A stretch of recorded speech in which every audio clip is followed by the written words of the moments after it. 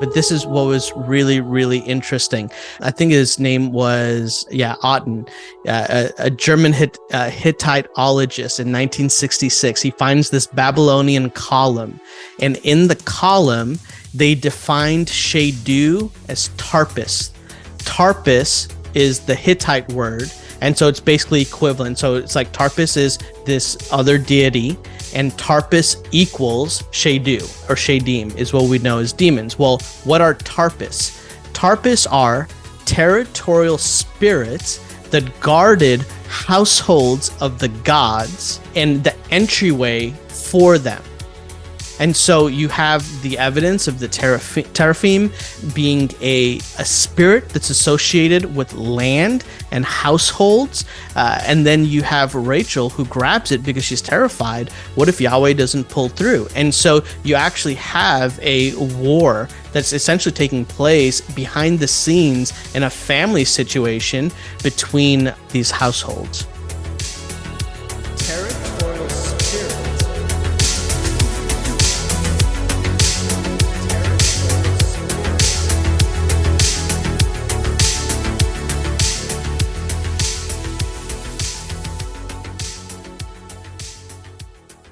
The history of our earth is so different from what we can imagine.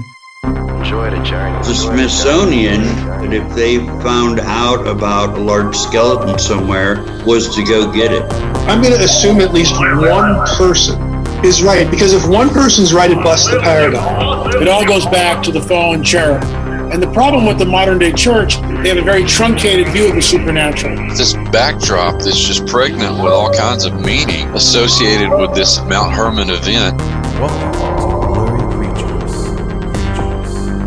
And this guy defects from the kingdom. That's a big deal.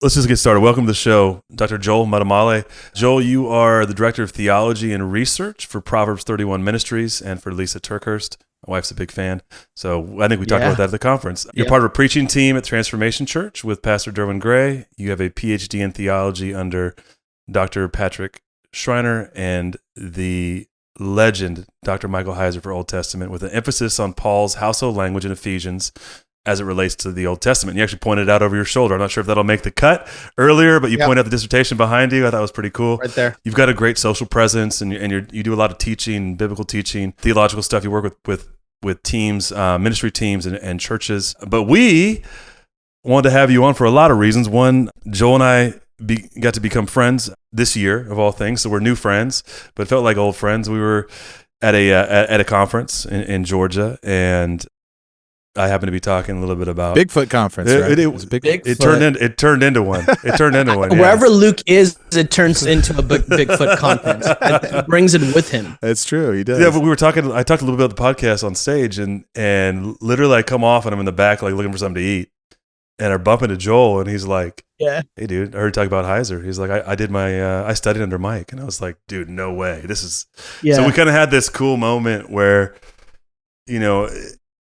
all that's transpired in the last in this short year with Dr. Heiser. I know you had a relationship. We got to have a relationship with Mike over the last couple of years of his life, and it was an unbelievable blessing. And the work he's done, it speaks for itself and stands for itself when it comes to just reading the scripture for what it says and delving into the original meanings and context. And I love that's where your heart is. And so excited to have you on, talk about what we're going to talk about here. And Nate. Yeah. Start them off, man. You got to baptize them in the blurry verse, man. Yeah, that's right. That's right. We ask everybody. We've only had a few people that didn't have any thoughts, but Dr. Joel, what are your thoughts on Bigfoot?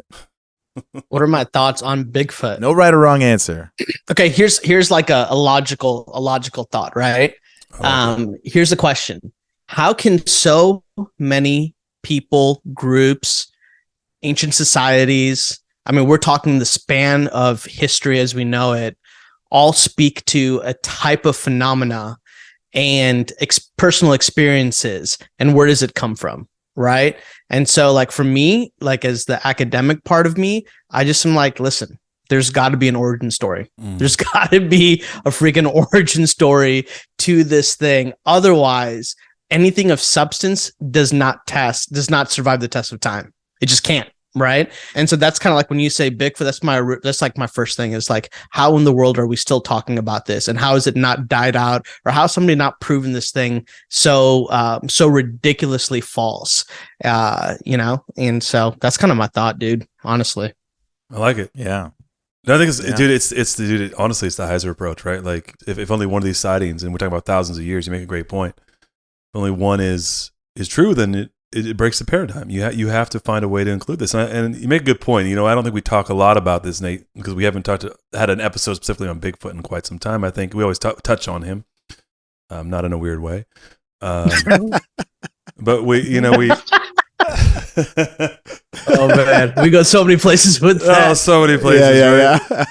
No, but listen, like people are still having experiences. They'll have them this year. They had them last year.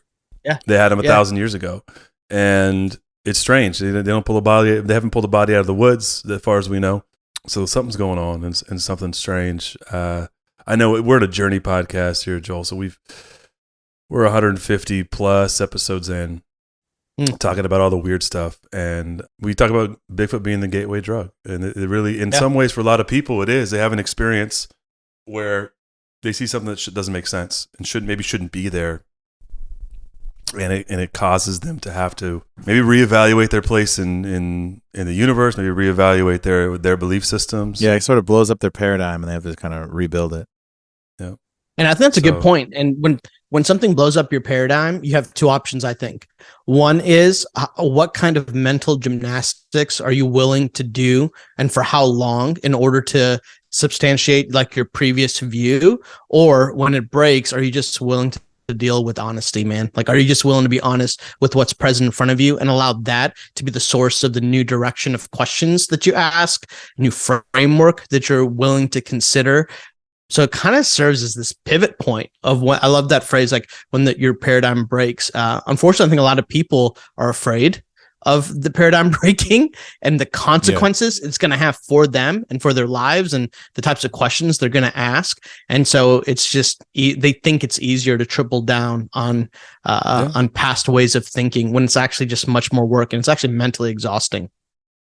It's safe though, right? Like I think that's a problem a lot of times, is that when you allow it to open, there's a ton of unknown, and we're creatures of wanting control and knowing, and we want to make boxes and compartments and Tupperware. Tupperware is a multi-billion-dollar company. We want Tupperware that everything can fit in and stack and we can store, right? Even just in our that's right in our thinking, and that's why we're here, Nate. Right? Like this is what we're. I was having this conversation with a friend yesterday. I think a lot of people, they mentally, but they also physically get in debt to these ideas. So you're paying money on student loans. You are so ensnared and trapped, and sometimes it's not even just a mental, block that you're or a paradigm that you're stuck in. Sometimes it's like you have to, I just spent $150,000 on education that, and a lot of it was bad. And I think so a lot of people, it's easier just to plow on down the road and continue to set everything aside, as in call it an ooh part or whatever they say, and put it on the side and say, well, that doesn't fit into our narrative, so we're just going to keep trudging along.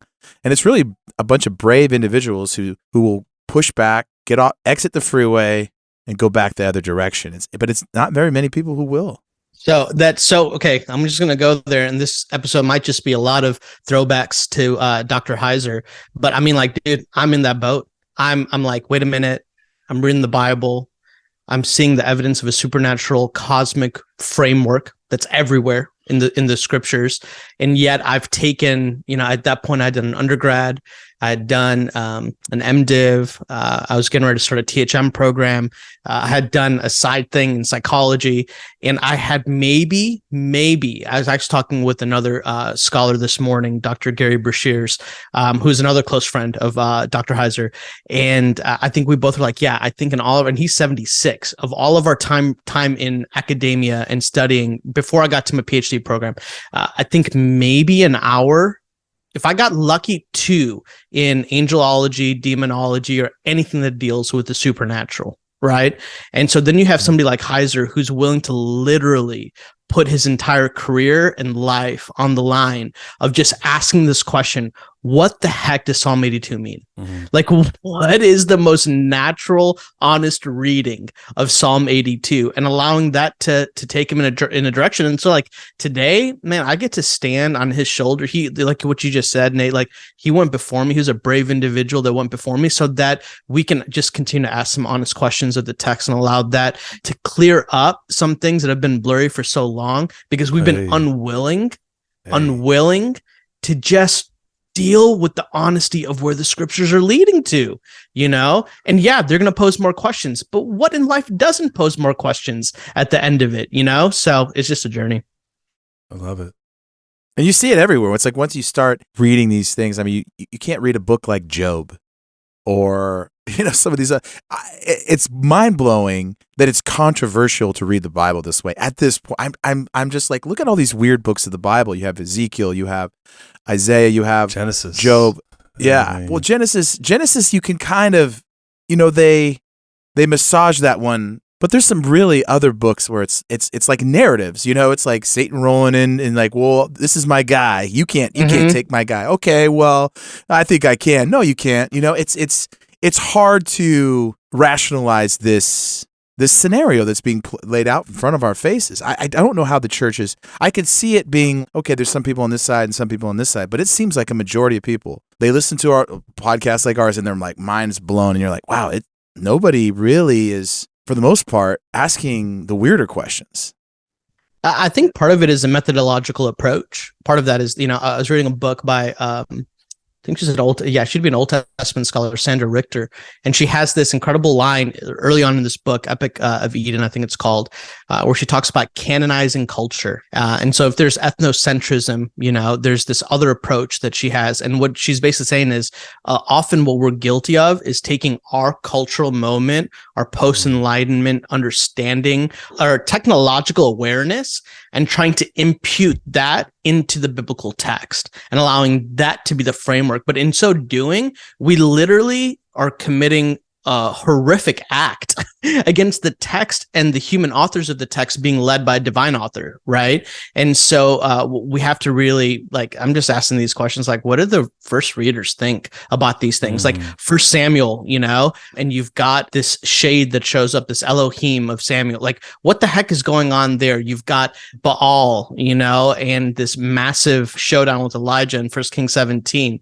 Like, what the heck is taking place on Mount Carmel, and we could easily kind of just wash it with our modern understanding, and in so doing, totally miss cosmic warfare that's taking place, that's connected to territorial deities, that is the underlying backdrop of the entire Old Testament text that leads us to Paul's language of powers and principalities in the New Testament. It's like the question that Heiser always asks, where the heck does Paul get his language? Yeah. Like, where does he get his understanding of cosmic warfare? Do we really think that in Ephesians that the Temple of Artemis is brand new, novel idea that just showed up? It's like, nah, bro, come on, give me a break. Yeah. They have been plagiarizing culture on top of culture from the very beginning, and it takes us all the way back to Genesis chapters 1 through 12. And so it's really just a recapitulation of an ancient story that's pretty devious and brilliant all at the same time, Do you think that's a strategy?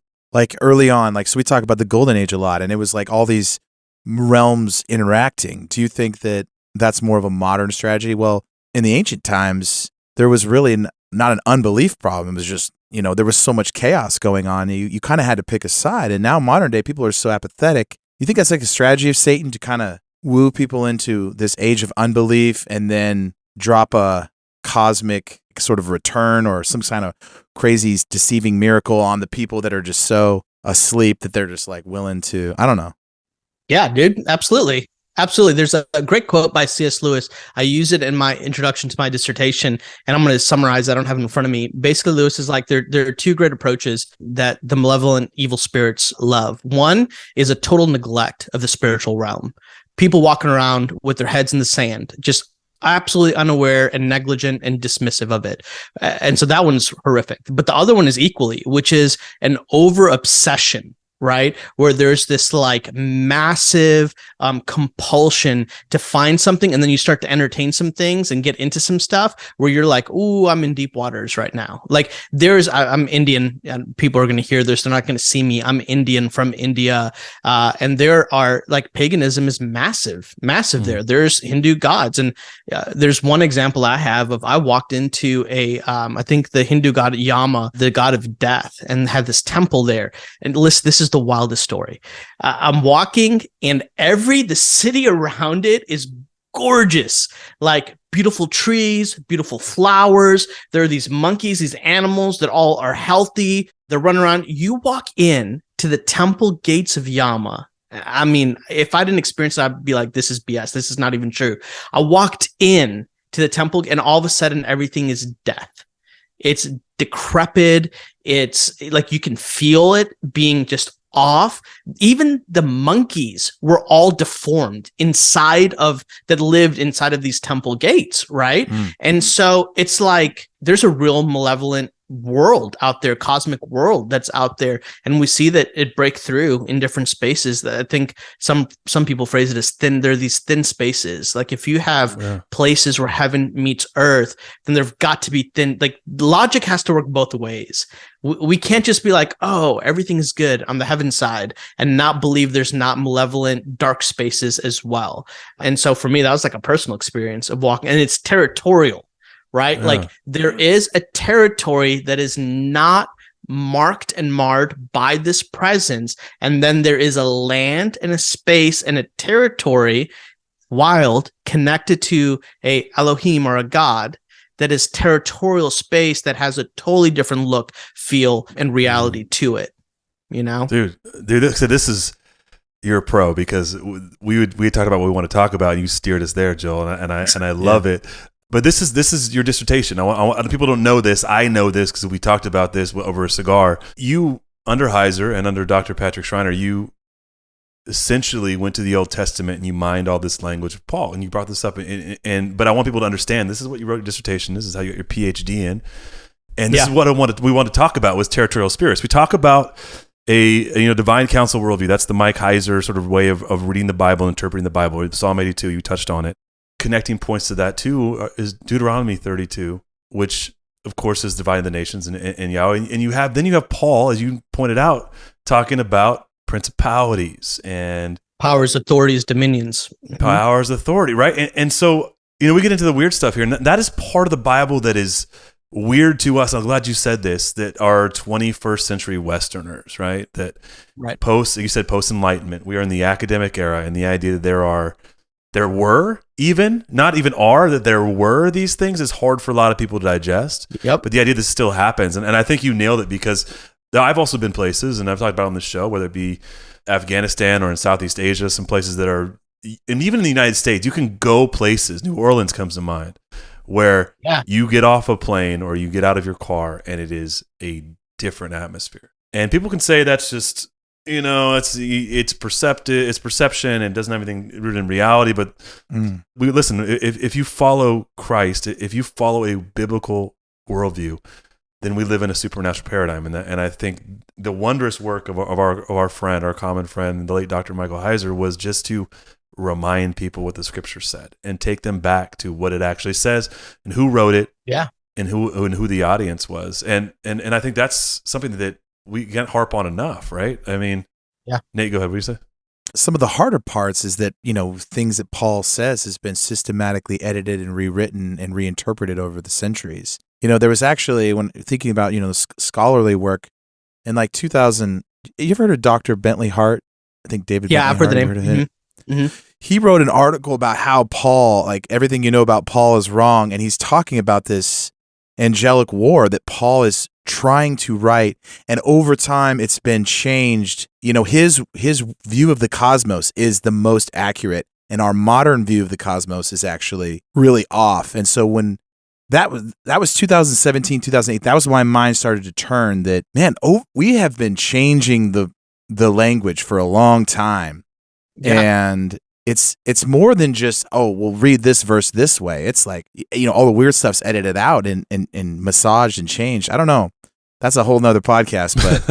But yeah, that goes into textual criticism and early manuscript evidence. And was there an editor for Paul and his Ephesians actually written by Paul, or was it a pseudo Paul? Somebody else came in. So there's a lot of questions. But I want to take all of that, and we can have that discussion at a different time if you want, for sure. Yeah, dude, 100%. Next Dr. Joel Muddamalle podcast, we'll get into that one. There we go. Let's take it all down to its most common denominator, right? This is, again, you just brought it up, Nate. This is just fascinating to me. Let's just hypothetically say, and I'm not of this opinion, I'm going to hold to Pauline authorship. I think that there was some editorial work that was done. This is common in the Greco-Roman world. Paul probably hired some scribes who actually they were like professional letter writers, and so they would throw a little bit of their spin on it. Paul would read it just like an editor would do with a book and say, hey, I think I want to tweak this or tweak this. So there's all this stuff that's taking place. But here's the thing that you just described. Even if hypothetically we say that all this stuff was edited out and all this stuff was kind of washed clean of the supernatural, you still can't get away with the biblical text as we have it now being rooted in a supernatural cosmic worldview. Like, even the stuff that like if they were going to go through that work to edit it, then we would literally not have a New Testament. There would be no Bible for us, right? And so they were left, even if hypothetically this is true, what we're left with is still like, okay, Paul in Ephesians 2, 18 through 22, there were once sojourners and strangers. And all of a sudden, there's this architectural language, oikos terminology, that is a backdrop of the temple of Artemis, clearly supernatural and cosmic. And there's this breaking of the dividing wall of hostility. Well, that brings the temple in Jerusalem to mind, and the supernatural place where the holiness of God would have resided at the very center of this. And so it's like, even if it was all washed out, we're still left asking this question.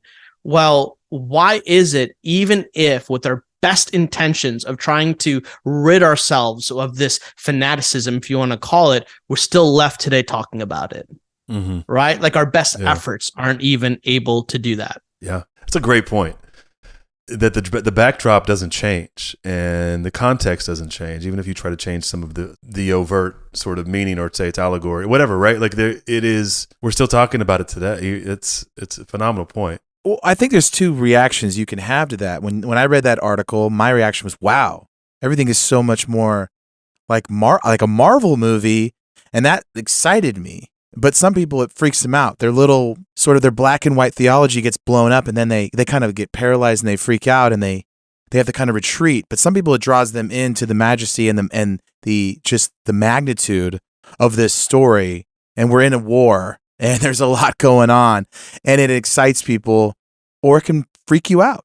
Yeah, I kind of have a philosophical response, I guess, like practical pastoral response to that. I think the people that are freaked out are facing the limits of their understanding. And the problem of Genesis 3 ongoing is we want to know everything, and we want A plus B to always equal C. And the second somebody comes in from the outside and says, actually, B isn't even what you thought it was, it's not even a letter, it's something totally different, and that breaks your paradigm, like your guys' language, well, now you're like, crap, I'm out of control. I don't know what this means anymore. It's a position of humility that you have to subject yourself to. And there's nobody in this world running around thinking like, oh, I want to take the humble life. Like, I want to admit that I don't know what the heck is going on over here, And yet the biblical framework actually is that God uses the weak to make them strong. God uses the wisdom of this world and brings it to foolishness so that we can understand the mysteries of his ways and his work. And so it's like, man, I just hope for those folks that get to that position, they just come to that place of admitting, like, yeah, this isn't black and white. There is a supernatural realm and a supernatural world, and there are real life malevolent evil beings that are hell-bent at the destruction of God, and these beings know that they can't destruct God, they can't destroy God. So what's the very next best thing that they can do? Hijack his people, his image bearers that are, a reflection of his image. So it's like, if God's goal, and this is what I argue in my dissertation, if God's goal is he's a father of a household and he's determined to have his family back together, well, what is the enemy's primary means of upending that thing? Keep the family divided, keep them bickering, keep them in internal warfare, essentially. So anyways, and these are all the questions that got me into like knocking on Heiser's door and saying, hey, by the way, I've got this idea. I think there's something about the household. And I think there's something about these things that are happening in the Old Testament with these Teraphim, which are these household gods. And I think that it's connected to the supernatural world. And that started a 5.5, 6 year journey of me being deeply rooted in Old Testament. The first 3 chapters of my dissertation is Old Testament. The last 3 are New Testament. And then I have a concluding chapter. I'm bridging the gap between the two texts. Yeah, well, talk to us like we're dummies. Yeah, take us back to that. Yeah. Because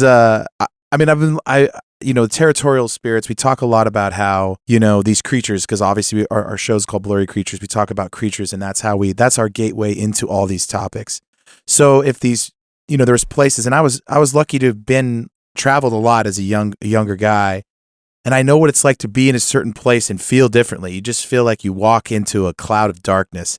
Right. And I never really understood that. I always thought, well, maybe I'm just a sensitive person and I can just, it's you are very sensitive.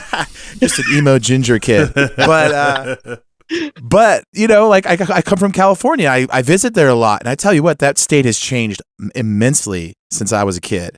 And you feel it when you show up there and when you leave. And I'm like telling my friends, I'm like, there's something wrong with certain places. And I know you did a lot of work on Territorial Spirits, so I know we could talk a lot about that. So let's get into it. Talk to us like we don't know anything. Take us back to the beginning. I know you said, because it's funny because you said the Teraphim thing, and that's actually questions that, I don't know if we talked about this or I asked you about this initially, but yeah.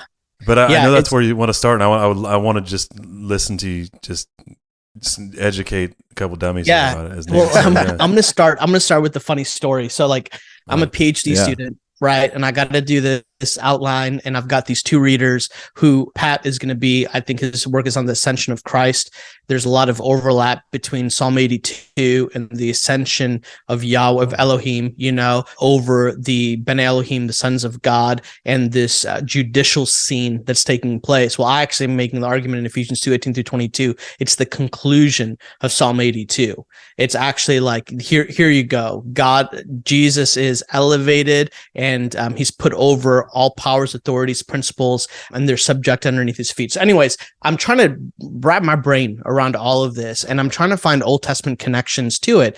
And I sent, I can't remember what happened first. It was a text message or a phone call to Mike. And I was just like, hey, I've got this idea. I think there's a connection between the Teraphim, these household gods in the Old Testament, and Paul, and then the Greco-Roman representation, the penates and layers of these household, like the famous scene in Gladiator, Russell Crowe is, I was going to bring that up, Joel. I was like, dude, like when he has the little figurines, I was thinking that makes you think of Gladiator. Yeah. Exactly. Yeah. There you go. So that's Greco-Roman. You've got this understanding the ancestor deities.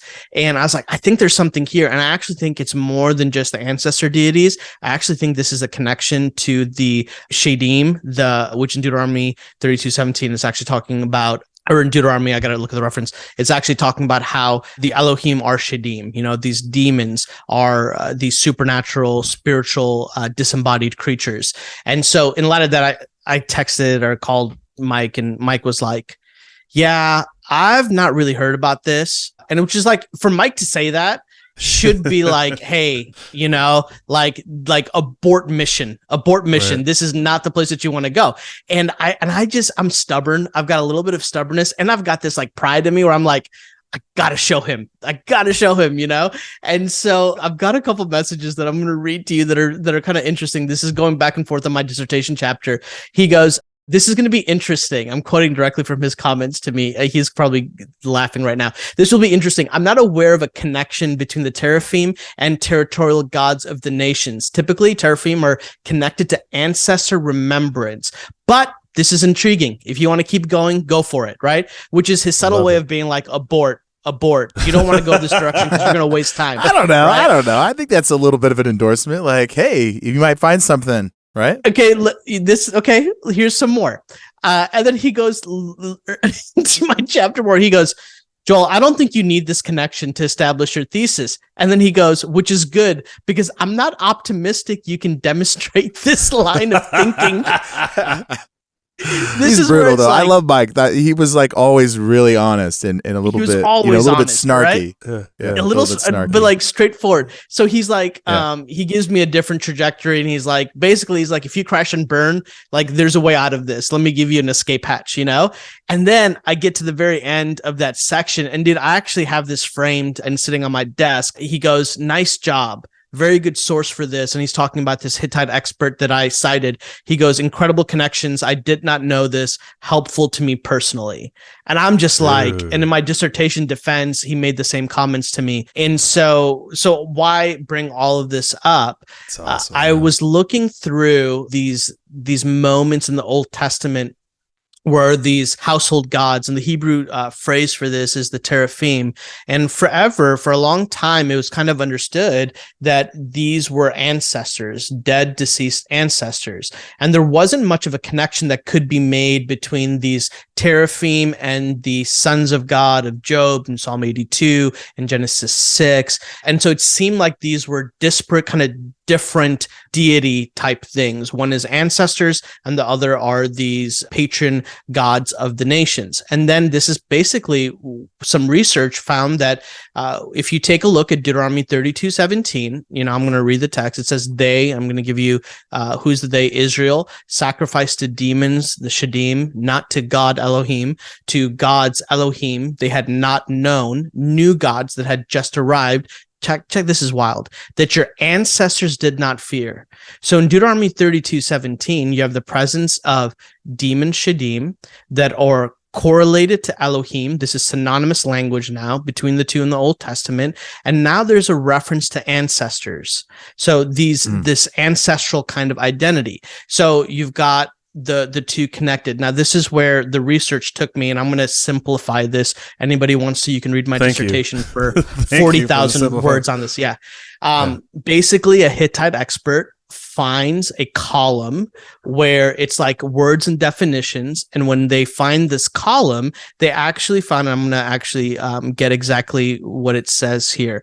They actually when you say column, is this like a carving? Is that what you're talking about? Yeah, like a car. It's like exactly on stone. Okay, it's an archaeological dig that they found that would have had words that correlated with other words. And so a lot of times, what's happening with Hebrew is that the Hebrew language is using loan words from other Semitic languages in the area, Ugaritic, Hittite, different, words. We do the same thing. We take different words and we use loan words if we, can't find the closest meaning. A lot of our words are loan words from Latin or from even Greek at times. And so it's a modern thing, but this is what was really, really interesting. I think his name was, Otten, a German Hittiteologist in 1966. He finds this Babylonian column, and in the column, they defined Shadu as Tarpus. Tarpus is the Hittite word, and so it's basically equivalent. So it's like Tarpus is this other deity, and Tarpus equals Shadu, or Shadim is what we know as demons. Well, what are Tarpus? Tarpus are territorial spirits that guarded households of the gods and the entryway for them. So basically what we have is that now, with this being present, if you can say that Elohim are connected with the Shadim, so demons, Elohim connects us back to Genesis 6 and the sons of God. And then you have a Babylonian column that equates Shadim or Shadu, same word, right? Root is the same there, with Tarpus. And Tarpus is equivalent to a territorial guardian spirit that protected the household. What is the household of? The household of the gods. Then you have a linguistic match that wraps all of these words into one usage, both in terms of etymology, in terms of its language, but also in terms of its function, of how these spirits would have behaved and been used. Now, you're probably wondering, and people are listening like, okay, that's interesting, but how the heck do we find this in scripture? Like, where is this? All right, no problem. Let's go to, I got you. There's the story in the Old Testament of Rachel. You've got this is just a wild story. So basically what happens is Abram, he leaves Ur of the Chaldeans. His father's name's Terah. His brother's name is Nahor. Essentially on their way out to the promised land, Terah is like, I'm freaking out. I am not going to follow this God that has called you, so I'm going to settle in this land. And so he and his son, Nahor, they settled there. Abram goes out. Well, Abram's looking for a wife. Abram's looking for a wife for his son. I don't want to have a wife from the nations around me. I got to go back to the hometown, you know? And so you've got Rachel. And so Rachel goes, and on her way out, as she leaves, it says that she grabs the Teraphim of Laban, right? So you've got...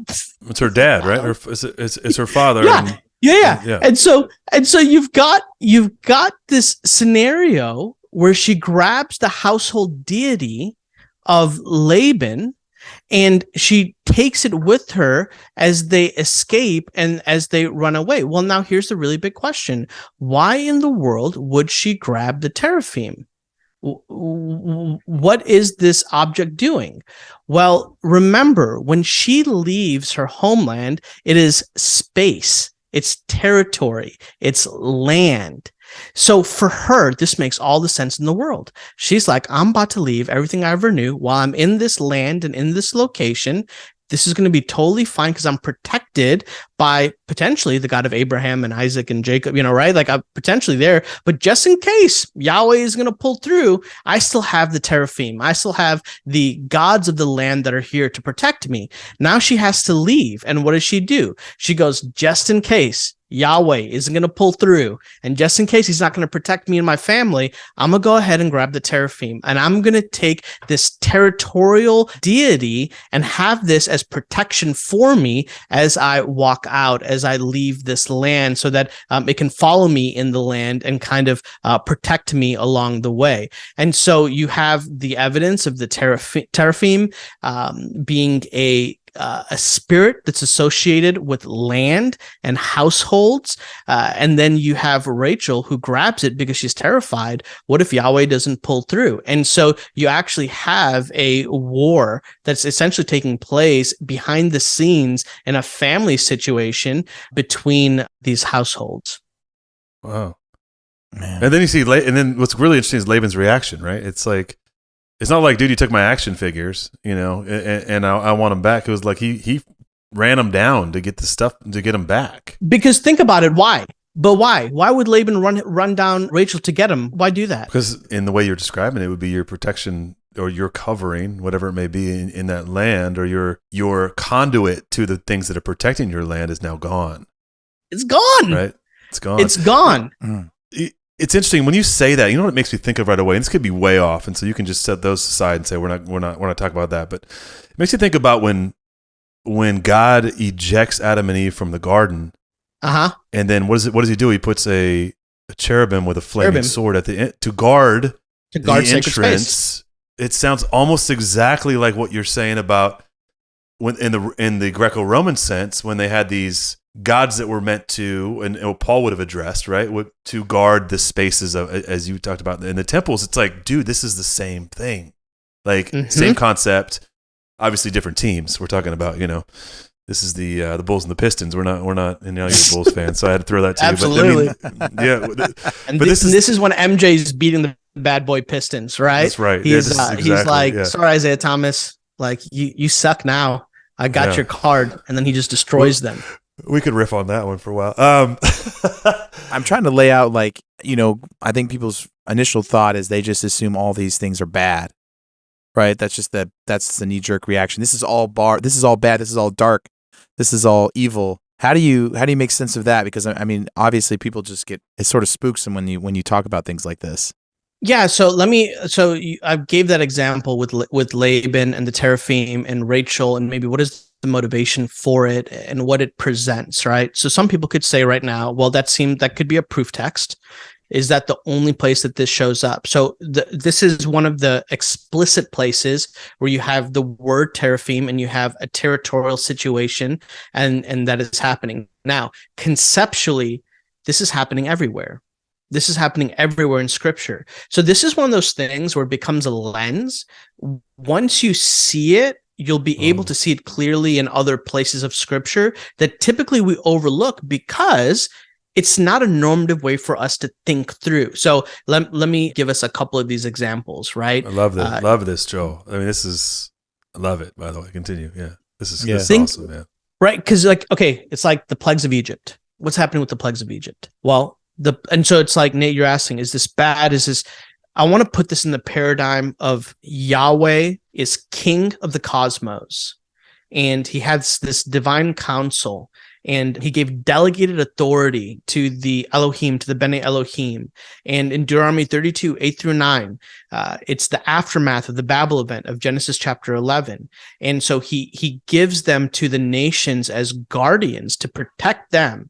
And I'm going to hold to the position that at some point in time, Yahweh's plan is to bring the nations back together. He keeps Jacob as his allotment, as his inheritance. And so these deities, that are associated and connected to territories, nations, and lands, become corrupt. They accept human worship. It's full-on rebellion, right? And now their territories are connected to these supernatural beings and to a people that are part of the land. So now we go to Egypt. Why is it that Yahweh decides that the means by which he's going to set the Israelites free is through 10 plagues?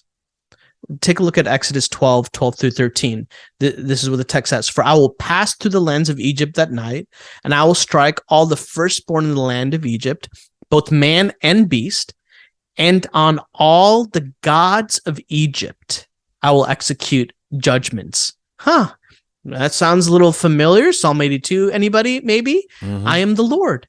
The blood shall be a sign for you on the house. Now, this is house language, where you are. And when I see the blood, I'm going to pass over you, and the plague will befall you, right? Numbers 33:4. While the Egyptians were burying all their firstborn, whom the Lord had struck down among them, on their gods, also the Lord executed judgment. What's happening here?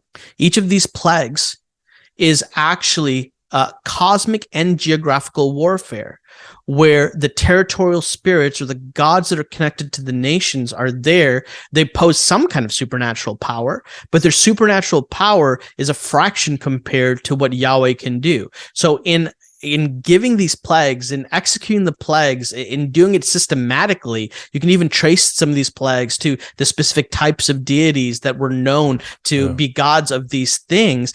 Yahweh is showing his superiority and his supremacy over these territorial spirits. Now, some of y'all are like, Joel, that just sounds like a little bit far-fetched. How do we know that there's more? I got you. Don't worry about it. How about Baal and the storm god in Mount Carmel, right? It's an act of cosmic and geographical warfare. Baal is a thunder god.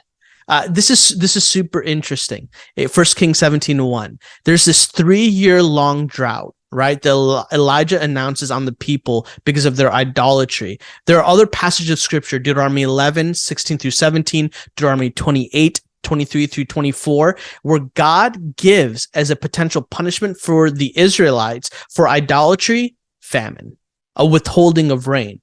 Now think of the irony about this one. You're worshiping Baal, the storm god, and there ain't no rain.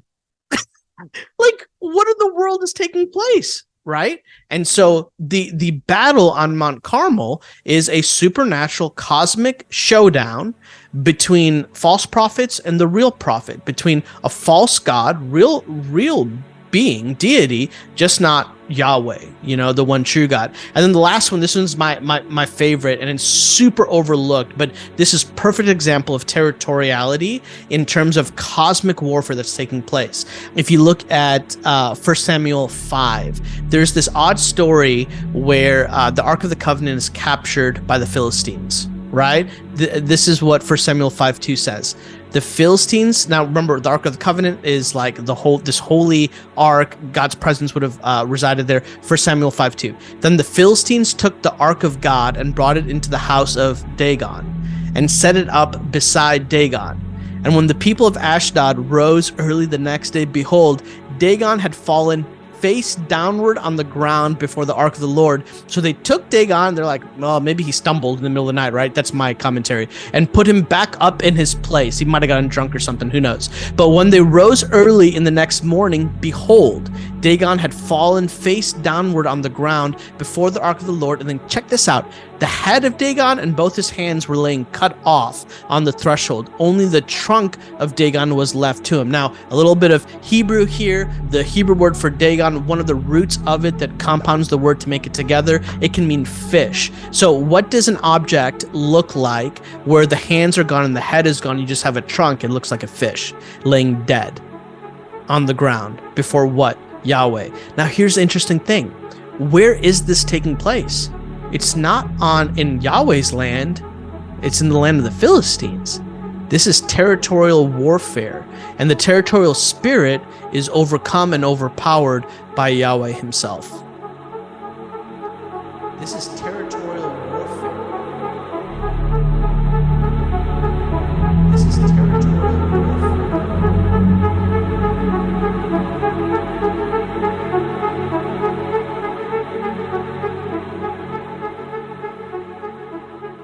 This is territorial warfare.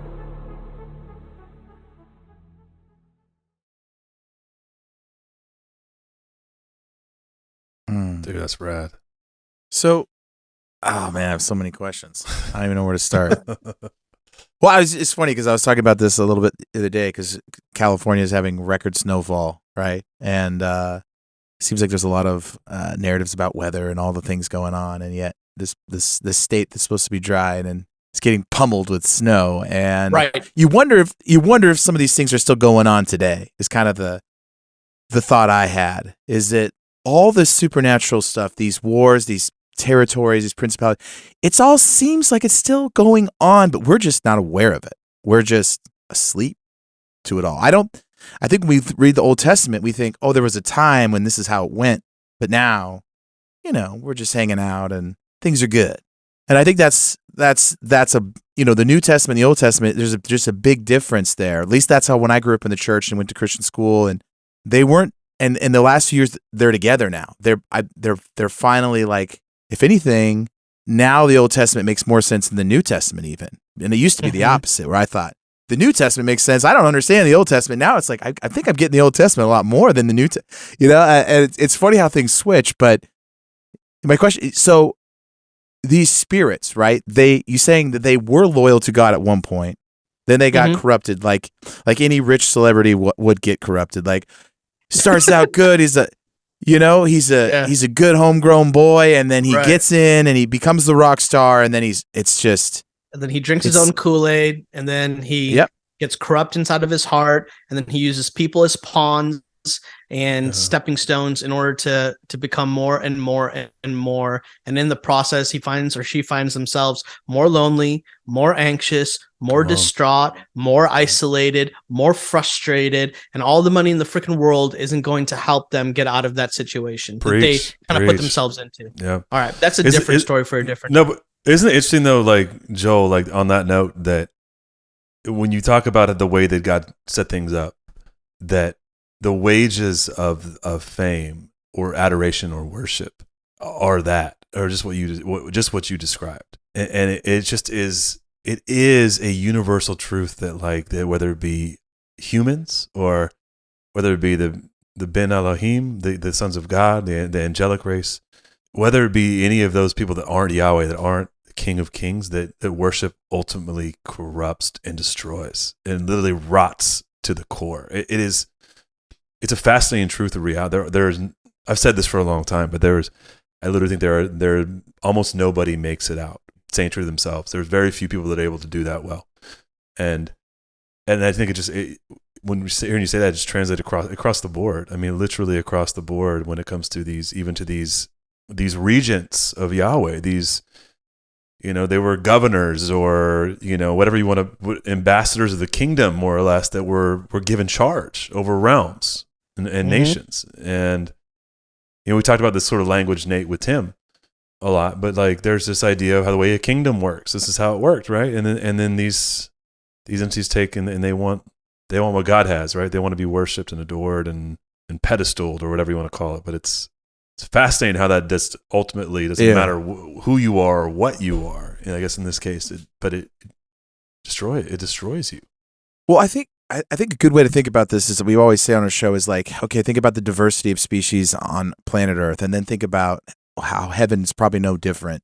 We tend to think these worlds, these realms are so much different. So I think if you think about human terms, do you think Satan's going around and just approaching these gods and saying, hey, look, and slowly corrupting them one by one, or having psyops where he's trying, like humans do, like we're fighting geopolitical wars, and this guy was on our side, and then he's not on our side, and it's just this chaotic. Nate, this is such a good question. So there's differing opinions among scholars about this. Walter Wink is a brilliant. I'm not sure if he's even still alive or not, but he wrote a lot in this area. He had this concept of the rehabilitation of the rehabilitation of the Elohim, of these sons of God. I am going to land with Heiser on this one. I'm not going against him on this one. I think Psalm 82 is a judgment upon them, on those beings, and I think that set the stage. So it's like the angels of God, they are set in place, and these fallen angels have made their bed, and they're set in their place. And so I don't think that we've got this like temptation that's actually happening for these other, because think about it this way, like the angelic beings right now who stayed faithful to Yahweh are probably like, heck no, I want nothing to do with Gehenna. Like, heck no, I want nothing to do with what. Did y'all pay attention to what took place when Jesus hung on the cross? The evil spirits thought that they sent him to his own death, and actually the cross was the means of their own death. Right? Like they've observed the redemptive plan of God at work here. So I don't think we have to worry about this. I do want to make just a couple comments on this. To one, Luke, your point, humanity was always intended to be reflectors of God's glory, not absorbers of God's glory. And yet being made in the image of God is a dangerous position to be in, because it's very easy to try to absorb glory that was intended only for him, rather than reflect glory onto humanity and to the creation, to point worship and awe and majesty back to the creator. Right. And so That's a word right there, bro. That is a word. Yeah.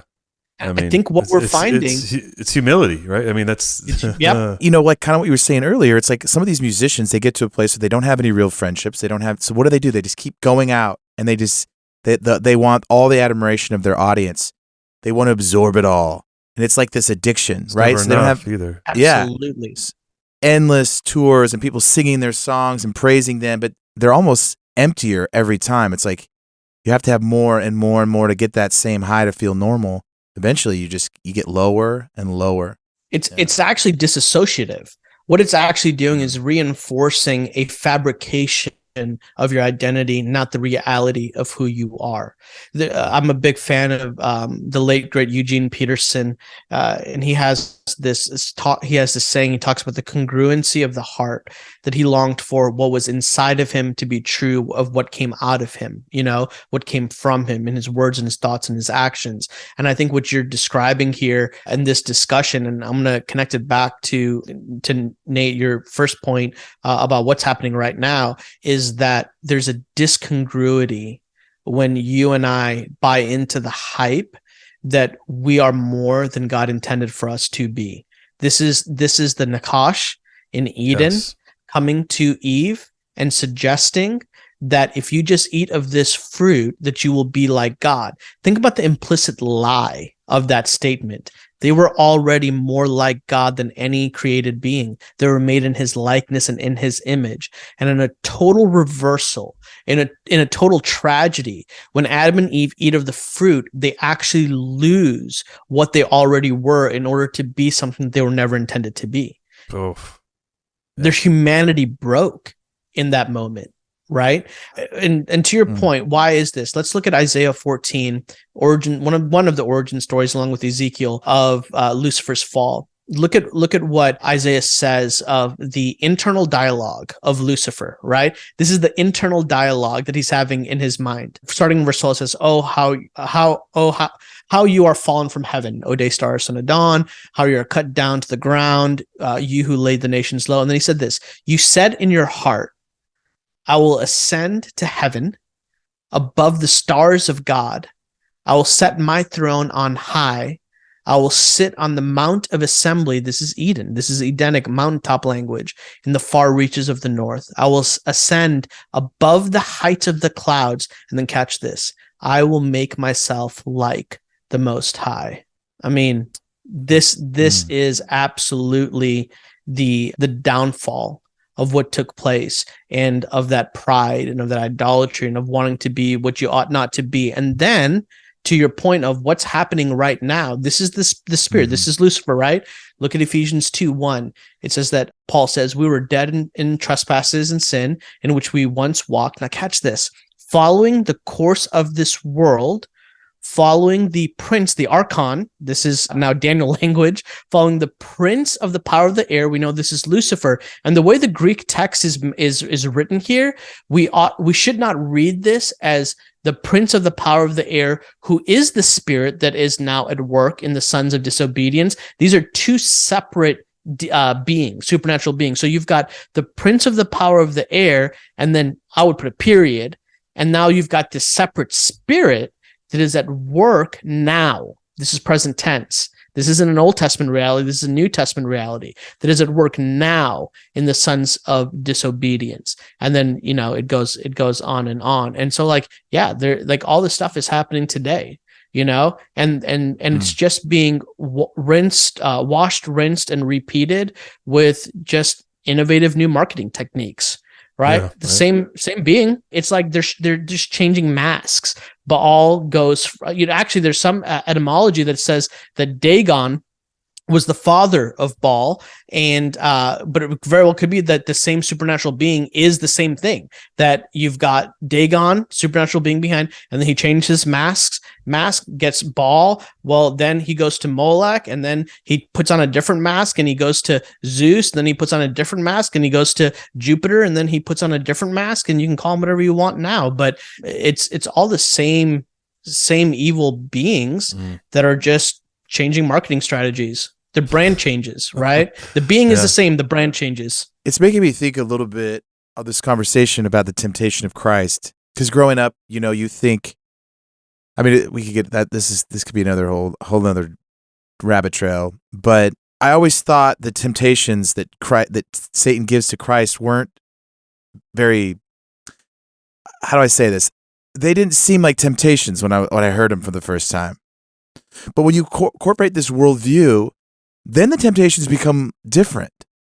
Because does that make sense? It's like if he's God, what does it matter? Like he's going to these locations, and then Satan's trying to get him to defect from his father. It's like, he's trying to lure him over to his side with all these other characters.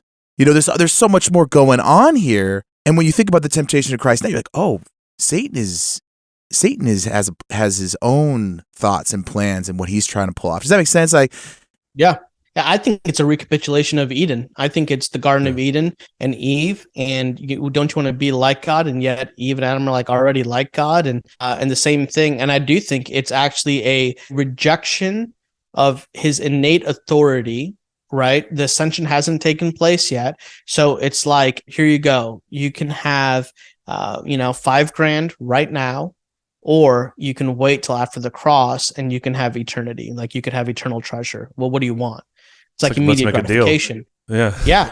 Right. Like immediate gratification. Like, well, I don't know if I'm going to make it past the cross, and I don't know if I want to go through the cross. And so $5,000 could work right now. But even notice that the language of the temptations is all spatial, territorial. It deals with the temple. It deals with heights. He takes him to the top of a mountain. Well, what happens on tops of mountains?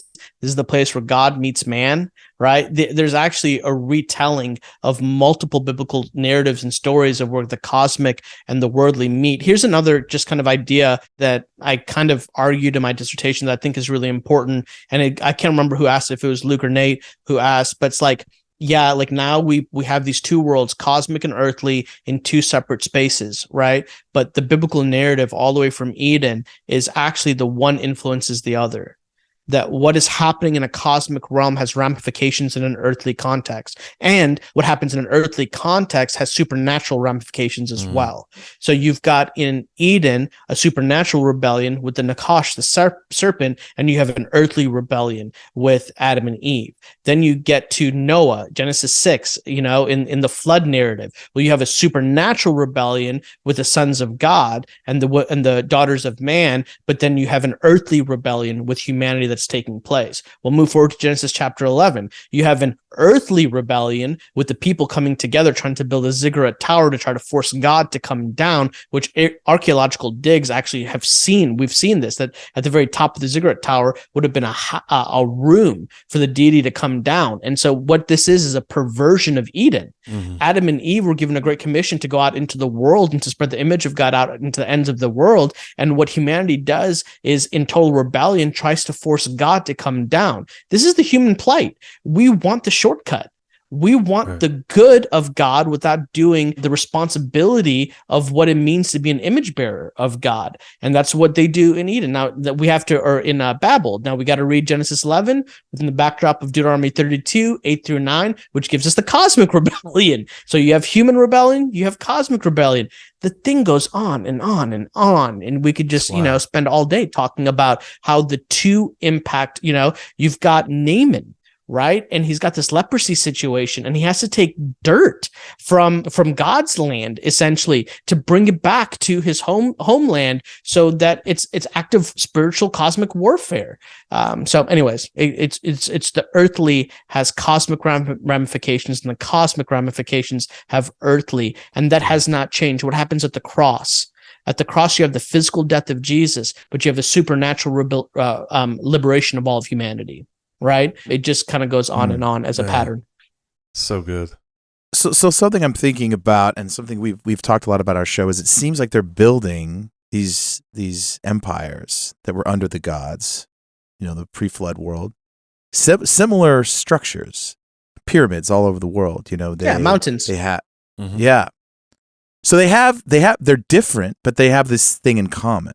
So can you speak to that a little bit? Like, is Satan obviously it seems like he's the head honcho of all these, the rebellious ones here. And something else you said made me think about how earth and heaven sort of mirror each other. There's a lot of accounts of UFOs disarming nuclear warheads. And you've got to think, what does a nuclear warhead do in this realm? And why are they turning them off? And all this other weird stuff. And it's like, are angels flying around and disarming nuclear weapons? I don't know. It just makes you think behind the scenes how much to and fro they're, A and B. I don't know. There's a lot there. Sorry. Just thoughts. Just getting it all out of my head. I feel like Luke was about to say something before I jump into it. No. I had one little clarification, then I want you to jump in. So when God divides the nations, and this is maybe not understanding and being dumb, in Deuteronomy 32, at the time, those Elohim that take the nations as sort of governors, they are still on the A team, right? They have not rebelled at this point, or is he giving it over to rebellious? No, that's a really good clarifying point.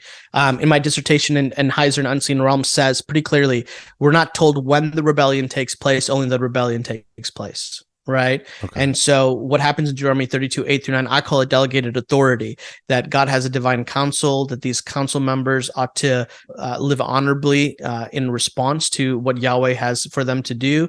He keeps Jacob as his allotted inheritance, and then he's got the nation. Now, this is, again, earthly cosmic. Notice the function of Israel in the Old Testament. What is Israel doing? Israel is an outpost of the present kingdom of God, and Israel, and even in the way the law was written, even in the nature of how the Israelites conducted their relationships with sojourners and strangers, they provided inlets for the nations to come and be a part of Israel. This is the grand scheme of God, to have his family back together.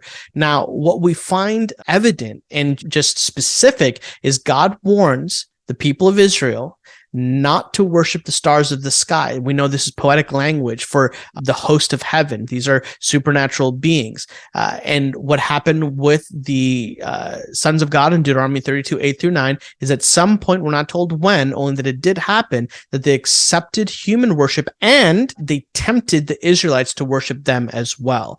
And so you have these two acts of rebellion. The time frame, we don't have all the details of, only the fact that it did take place and it did happen. Mm-hmm. Yeah. I mean, it's interesting too in the context of the New Testament, right? And I know you write about this, and I want to get back to Nate's question, but it's interesting that that what Jesus did is brought the Gentiles back into the fold, and to your comment, right, of Israel being the outpost and having inlets to the restoration of the family of God, that it's always been the plan. Even though the Jews would say they're set apart and they're chosen, which they were chosen, God's plan was always, even then, was to bring his family, the entire family, back together.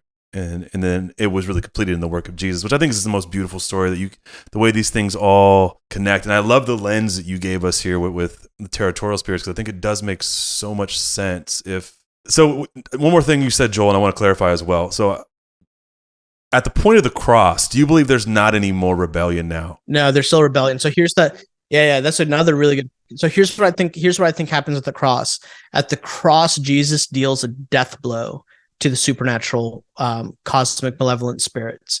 He deals a death blow. They're still active. They're still working. So the idea in theological terms is inaugurated eschatology. The idea is that God's kingdom is here and now, and yet it is not yet consummated in finality. There's this interesting thing I read about lions in the wild in Africa, and how a male lion that is in a transition period, a young buck has come in and beat it, and it's on its kind of deathbed, that this lion is the most dangerous in these moments. Because at this point, this lion ain't got nothing to lose. So it's going to go like all out to destroy anything and everyone around it, right? And so at the cross, what Jesus does is he deals the death blow to the Bene Elohim, to the fallen sons of God, to the entire supernatural realm that has set up a false kingdom, an alternate kingdom to Yahweh. And in so doing, they're in their final stages. And so I actually would say they're more dangerous now in this way, that they ain't got nothing to lose. They know what the end is going to look like. And yet they're stripped of their most important tool and tactic that they had, which was the ability to blind the nations from Yahweh. So if you look at Ephesians 3, this is what Paul says in verse 3, how the mystery was made known to me by revelation. When you read this, you can perceive my insight into the mystery of Christ, which was not made known to the sons of men in other generations, as it has now been revealed to his holy apostles, prophets by the Spirit. And then he says, this is the mystery. The Gentiles are fellow heirs, members of the same body, and partakers of the promise in Christ Jesus through the gospel. So if the Gentiles were territorially ruled by malevolent supernatural beings, but at the cross they were dealt a death blow, now the church has every opportunity to show the manifold wisdom of God and bring in the Gentiles. That's earlier in Ephesians 2, 18 through 22, that we are no longer strangers and aliens, but we're actually the oikos tauteo, we're the household of God. Before you ever get to the temple, you get the house. So the house is built, the house is growing and forming into the temple. And what is the temple? The building blocks of the temple are the nations of the world. Yeah. I mean, well, it helps me kind of think about sort of my previous question, because it does seem like after Christ, there's sort of these deserted, it's almost like there's these ghost towns around the world of these ancient empires. And who knows when they went deserted and became ghost towns. Some people say pre-flood. Some people say after that they were just remnants of these sort of dynasties that were in full rebellion against God. But they had these things in common, a lot of snake imagery and iconography, serpent worship. Mm-hmm. Oh, yeah. Temples, and they're building mounds all over the Philippines, and they're all over America, and they're all over China, and they're everywhere, right? And there's South America. But there is little differences here and there. Some of the architecture is different. The stonemason work is different. And you're just like, okay, there's similarities and there's differences. And it's really confusing when you get into sort of the megalithic construction and like why they were building what they were building, where they were building it. But they were connected. They knew sort of the Earth's grid, and they were building them in certain locations even. So I just wonder the similarities and differences. Like a lot of this is astral, right? A lot of this astrological, because they're making connections between the temple and astral deities. And so even in its geographical orientation, part of migration, I think, has to do with the fact that space and time is moving and geography is moving. And so there was these mythological kind of beliefs that the temple had to be oriented in a certain way in order to make connections with the astral kind of astrology or cosmology. And so, over decades and generations and times, the stars are moving. So your buildings that you had built now are kind of like, oh crap, they're not oriented in the same way. So now we've got to make changes and adjustments. Here's the other thing that I think is really important in demonology is sometimes we conflate what is true about Yahweh, and we assume or presume that is also true of the supernatural malevolent beings as well. And so we almost have this yin yang kind of idea of equal and opposite, and there's this, kind of battle, and that's not the case. Yahweh is king. He is king of the cosmos, and he is, Yahweh is Elohim, but no other Elohim is Yahweh. That's a Heiser quote. And so in that he is species unique. That's one of the things I loved about what Mike used to say about Yahweh. And in saying that, we also have to know that these beings are not omniscient, they're not omnipresent, and they're limited in time and space. And so Daniel is cosmic warfare and geopolitical realities on display. It's very clear that at some point in time, just like in any military situation, if land loses value, you withdraw, you move to different places where there's more opportunity as civilizations are changing and as there's new opportunity to grow. And, I think you have the presence of supernatural beings that are like, well, screw it, I'm out of here. The land of the Philistines is not like they're a dead people. And so I'm going to now move to a different geographical, spatial, territorial location to cause havoc in these spaces. And so in that type of supernatural territorial migration, it makes sense to me, at least theoretically, to say, that's where you have some similarities, but unique distinctions of a new society and new ways that these beings could work. And what we know about egos is that sometimes they get along, sometimes they help each other, and sometimes they don't. So do these spirits war with each other and war with Yahweh? And is there any evidence for that? Yeah, I think so. I think they do. There's probably a whole different discussion for a different day, and we can get into some examples of that. But I think that there's absolutely infighting amongst the supernatural realm, and yet there is good evidence that there is a competing head of a household, and Lucifer is, in terms of organization and rank, higher than all these other supernatural beings.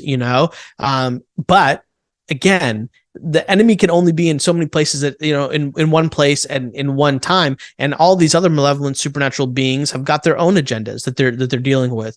And so I think he's got his hands full in dealing with very difficult personalities, I'm sure, and how that works out. Clint Arnold is an incredible New Testament scholar. I did a lot of work. He does a lot of work in supernatural warfare. And I think Clint gives us a good approach to this. We're told of differences of rank. We're told that there's a difference between angels and archangels and all of that. And yet, at least from the biblical text, there's a silence in terms of how those ranks are played out and what maybe the military scenario looks like. And so that's where me, as an evangelical kind of Orthodox biblical scholar, I'm going to try to go to where the text takes me to. And beyond that, it's going to be some speculation on my part. And I'm happy to speculate there, but I'll just be clear that it's speculation on my part. Do you think that that some of the geopolitical conflicts that we see now, like today, absolutely are related to the influence of these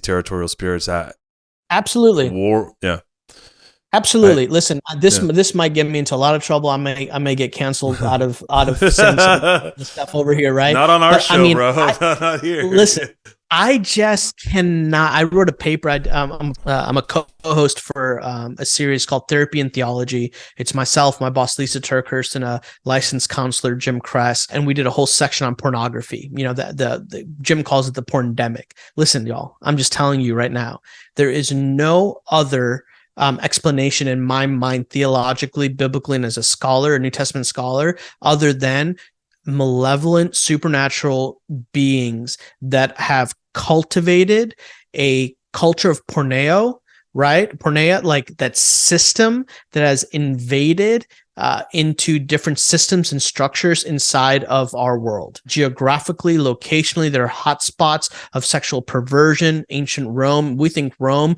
was horrible. Like some of the stuff that's happening now makes Rome look like no big deal at all, which is just mind-blowing to consider. And think about what pornography, all this stuff is doing. It's an affront against image bearers of God. Mm-hmm. It's an affront against their image. It's a disgracing of the dignity and the value. Yeah. Absolutely. Mm-hmm. And so you have that. And I think the same is true. Like, again, this might get me in trouble. I don't, whatever. But like, I think the rise of psychedelics right now and the infatuation with shrooms and all this other stuff, I think I'm watching, sitting back, looking, I'm like, listen, I've had some friends talk about some experiences that they had. I'm just like, listen, y'all are talking to real supernatural beings. Mm-hmm. Like this is opening doors and gateways into realms of reality that you have no business being in. And you're being deceived. Like you're being deceived into a false sense of security, which is actually taking you down a road of like total destruction. I think the same is true of alcoholism. Like I think these beings have learned now that the greatest way for them to get, like, Rome is dead, Persia is gone, Babylon is gone. But you know what still is around? Alcoholism, pornography, drug abuse, and these are ancient vices that are powered by ancient enemies, and we need an ancient solution, and that solution is the gospel, Jesus himself. Let's go. There's nothing controversial about that, honestly, dude. Like, I mean, you nailed it on the nose. These things it's controversial to the world and the way the world thinks, and I believe that, right? It's the whole Crowley thing, do as thou willst, like do what you want, right? And right. that is the mantra of the enemy in the darkness. So fascinating, man. I there's so much I got more I want to talk about, Yeah, I do want to say talk about the death blow, right? We talked to Heiser on our episode with him about Mount Hermon and the transfiguration, and sort of the transfiguration was sort of the alerting them all, like, oh, wait a minute, he's about to do something, Yeah. And the dudes that we murdered in the past are here now. All of a sudden, they're back, right? Yeah. Oh crap! It's the Avengers on top of the mountain that just showed up. It's like Avengers Unite. Yeah. Well, you can't. I mean, these stories, you grow up with them, and how do we make sense of these stories in sort of a non-supernatural divine council worldview? I mean, these are some really strange. I mean, he goes up there, brings a couple of the guys, he shines on the mountaintop, and then God appears and says, this is my son. So what happens though? Like, what do you think really happens at the moment that Christ is crucified? Does he go down? Does he reclaim does he do something? Is there some sort of exchange that happens in the earth, down in the prisons? Yeah, so I mean, this gets into Sheol and the depths of Hades, and what's happening when he's talking about he comes, he's down there for 3 days, he's proclaiming the gospel.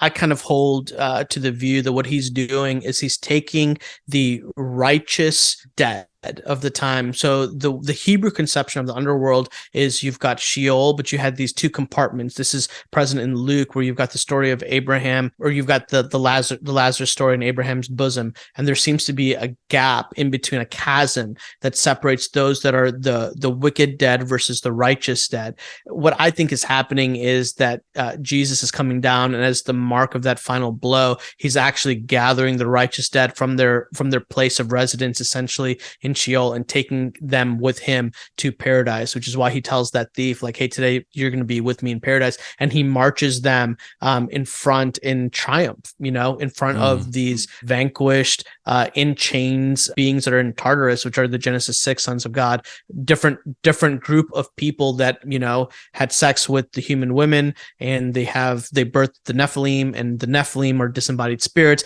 Those are the spirits that we're talking about that are demons in the New Testament, not the Shadu that we're talking about of Deuteronomy 32, 8-9. So I think that's what's happening on the day that Jesus goes to the cross. There's a passage in 1 Corinthians that says that if the evil powers, if the powers and principalities knew what they were doing to Jesus, they would have never sent him to the cross. That's right. They would have never sent him to the cross. So by sending him to the cross, and again, notice the correlation, cosmic and earthly. So earthly, who do you have? The Pharisees and Sadducees in Rome that execute Jesus. Cosmic, what do you have? Powers and principalities working within systems and structures in order to manipulate a situation in order to get the release of Barabbas. I mean, we just celebrated Palm Sunday, right? The release of Barabbas, and instead you get Jesus who goes to the cross. So they're chanting, they're thinking they had won, and then in those 3 days they're like, oh shoot, we just screwed ourselves royally, and witness of that, because then you have this crazy example, right? All these spirits show up on earth for this period of time, like where people see their deceased, kind of like walking what's around. happening. They're walking around. Well, what's happening? Well, I think that literally you've got this moment where Jesus released them, and they are like, hey, let me stop by real quick, say what's up to my family, make sure they're good, on my way to paradise. That's kind of like as layman's terms as I can put it. Right. Because I'm like, what would I want to do? Right.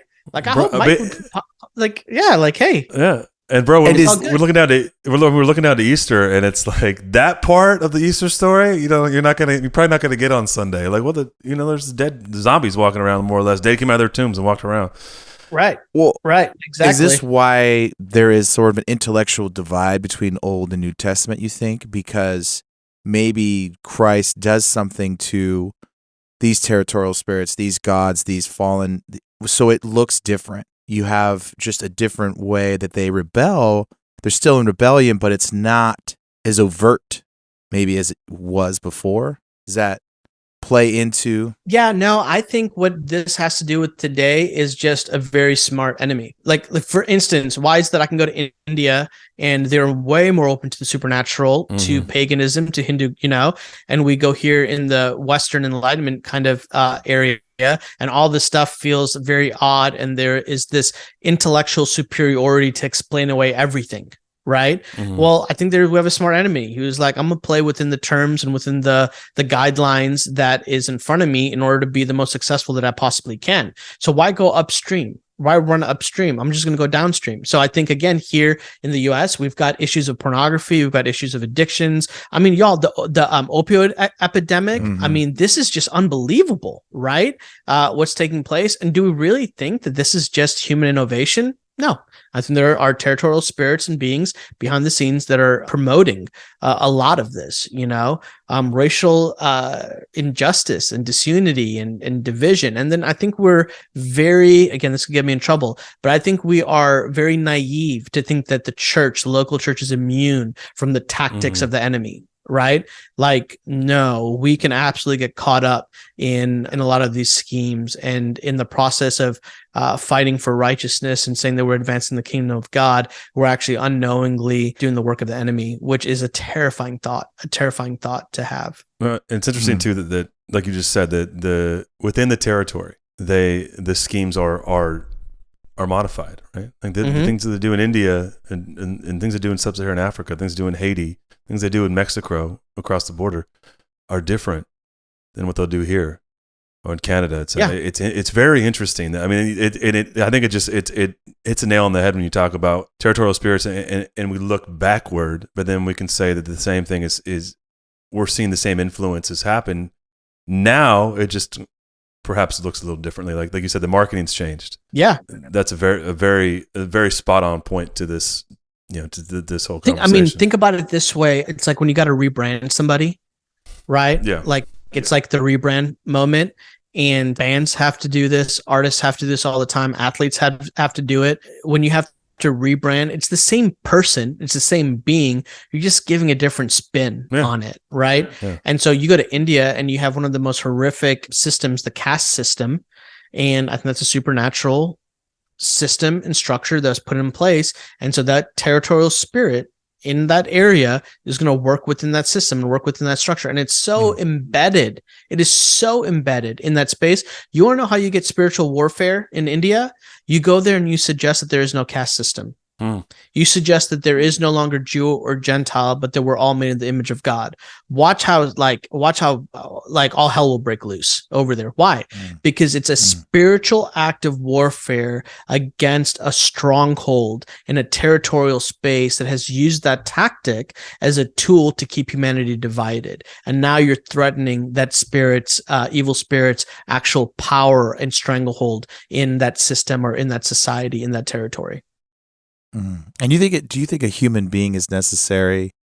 Like a human being has to make a decision or has to give themselves over to these spirits in order for them to then take possession of that area? Or do you think that they can sort of manipulate human beings to do their will? Like who's in control here? Who's, because a lot of people say it requires a human being first to give up their sort of their right, their agency.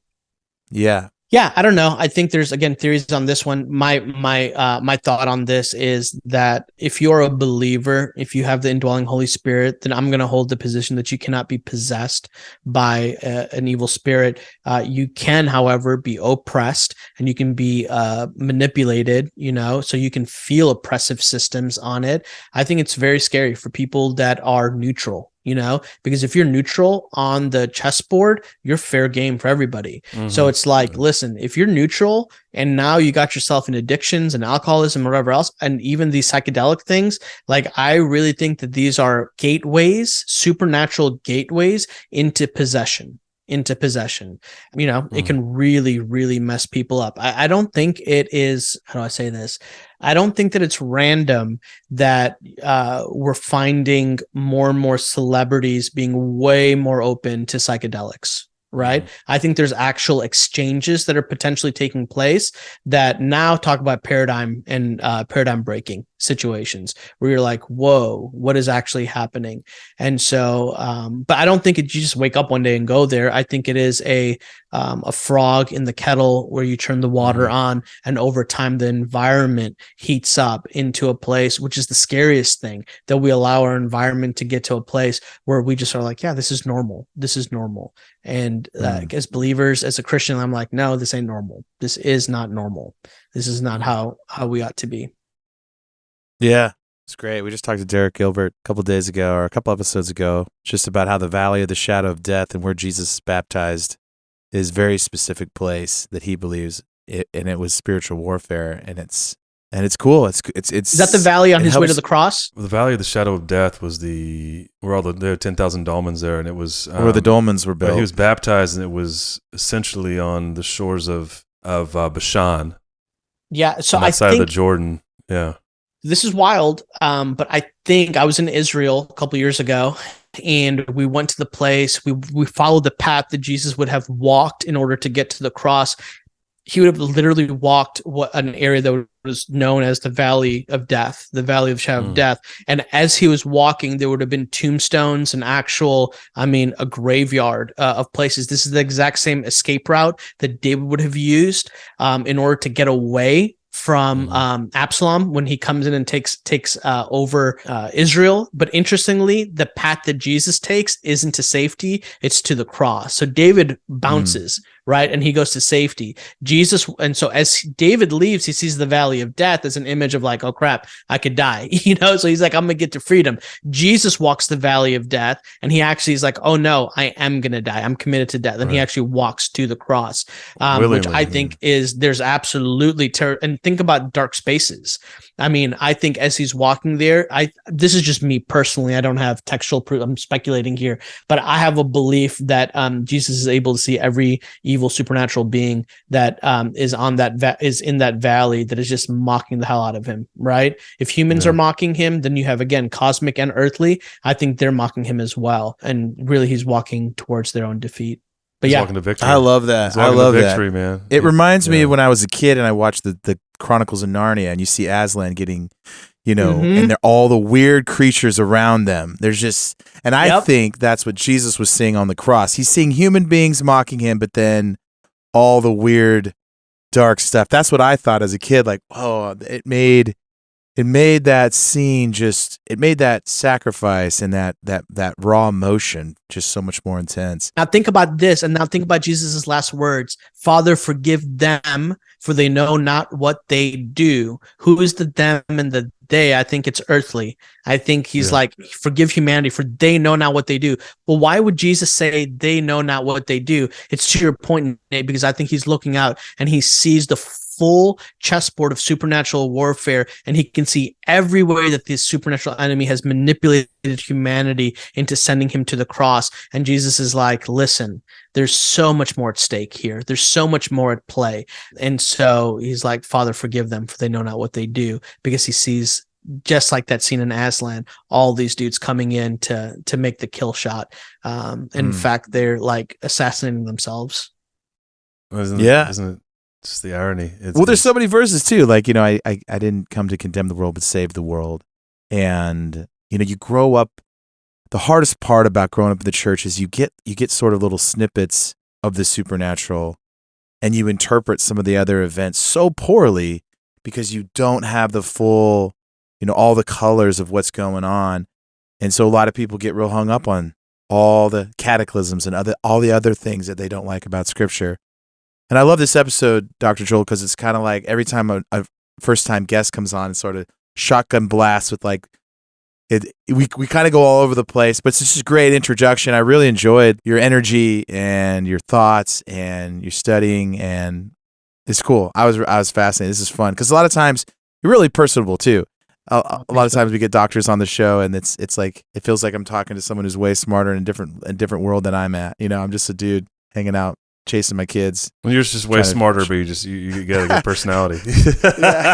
No, dude. You can just talk to normal people. Yeah, right. No. And again, we started with Heiser. Maybe we can end with him. I would just say he modeled this to me. I mean, we would be talking Shadim, we'd be talking Deuteronomy 32, it would Ascension language, all this stuff, and then he'd be like, "How's your fantasy football team doing this year? Because mine's trash." Mine's trash. I'm like this dude, and he modeled for me. He was so famous. He would say he never had an original idea. He was just a synthesizer of ideas, and I'm just trying to follow. I'm standing on the shoulders of giants, and he's one of them. And so he modeled it for me. So hopefully, any of the good that you see in me, it's a discipleship part of what he has instilled in my life. And yeah, man, these need to be conversations that the everyday average person, and like people were like, what the heck is happening with UFOs and Bigfoot and extraterrestrial kind of like thoughts? And it's like, well, yeah, all that is super scary if you don't have a supernatural worldview. Correct. But if you do have a supernatural world, like think about John on the island of Patmos, and he's like having to figure out, what the heck, how do I write Revelation, right? He's using the only language and words that he has at his arsenal in the time to describe things that are probably like thousands of years later, hundreds of years later. And so put yourself in that position. Imagine you were, 200 years born earlier, and you had to describe our conversation right now. Like the dude speaking into a torch that was not on fire, and it crossed the sound waves crossed hundreds of thousands of miles. Like it's crazy to think about that.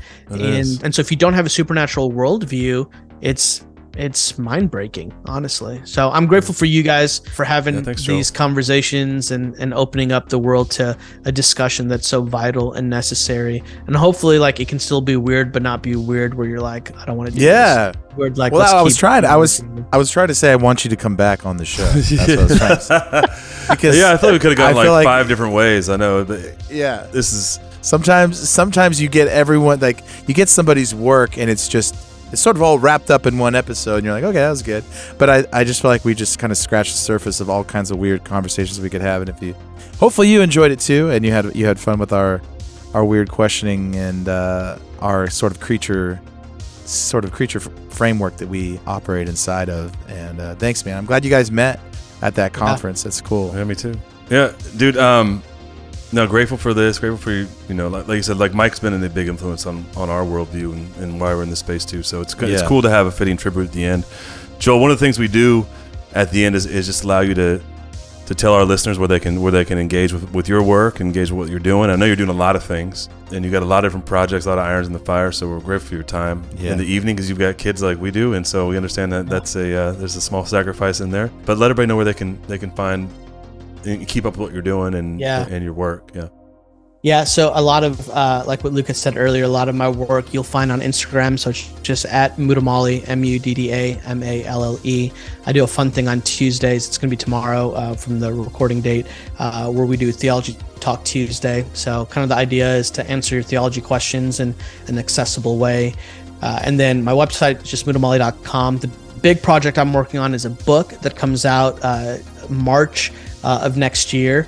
And so if you jump onto my website, you can sign up to my newsletter. You can follow me on Instagram, and you can get more information on that book and some more details. I'm excited to share a little bit more about it in the coming days. Cool. But yeah, and then just Google Muddamalle, I guess. There's not many of us out there, so you'll...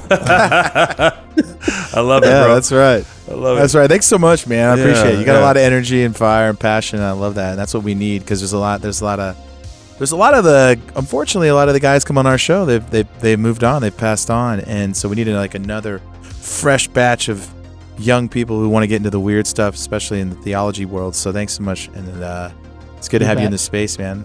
Thanks, You brother. bet. Good to You see you, bet. man. Pumped. We got to get Good luck on the book, too. We got to get a hang. Yeah, in one of these we'll days. get it in there. Good to see you, Thanks, dude. Joel. Yeah, man. Yeah. Now we'll connect. Yep. All right, brother. Luke. Nate, Thanks, so man. good to meet you, brother. Good to meet you, too. Love it. All right, bro. Thanks, Joel. Bros, see you later. Yep, bye.